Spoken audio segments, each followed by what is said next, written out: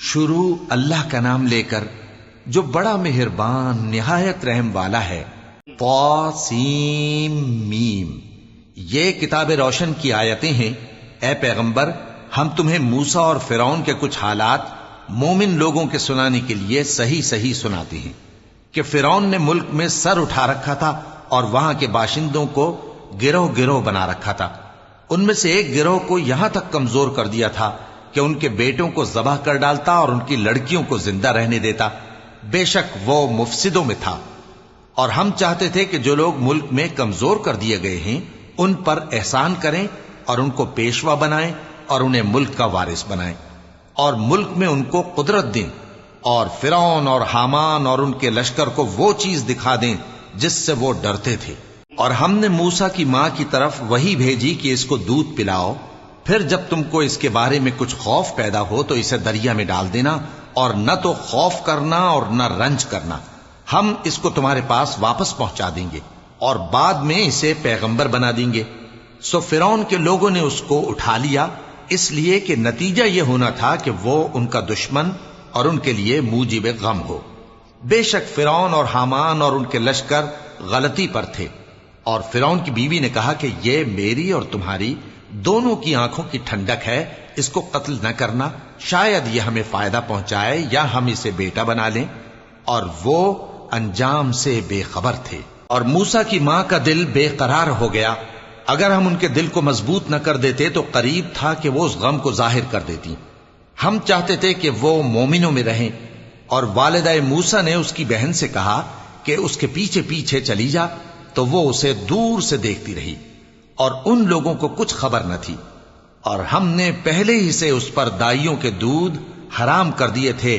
تو موسیٰ کی بہن نے کہا کہ میں تمہیں ایسے گھر والے بتاؤں کہ تمہارے لیے اس بچے کو پالیں اور اس کی خیر خواہی سے پرورش کریں۔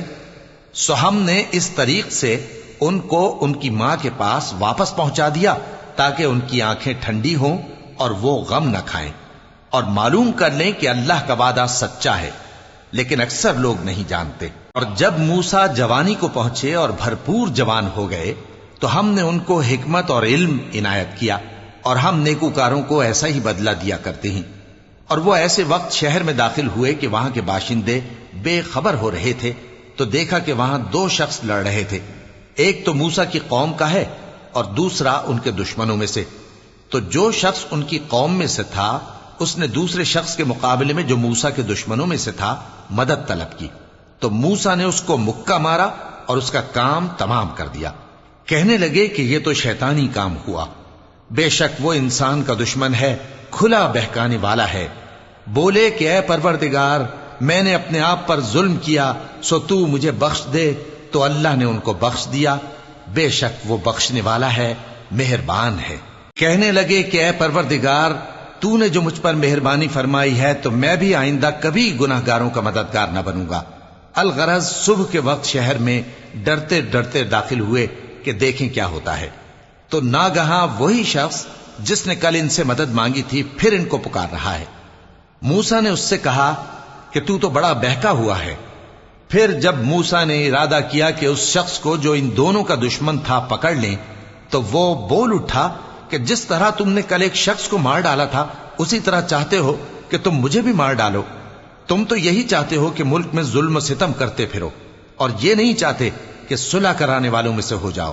اور ایک شخص شہر کی پرلی طرف سے دوڑتا ہوا آیا، بولا کہ اے موسیٰ، اہل دربار تمہارے بارے میں مشورے کرتے ہیں کہ تم کو مار ڈالیں، سو تم یہاں سے نکل جاؤ، میں تمہارا خیر خواہ ہوں۔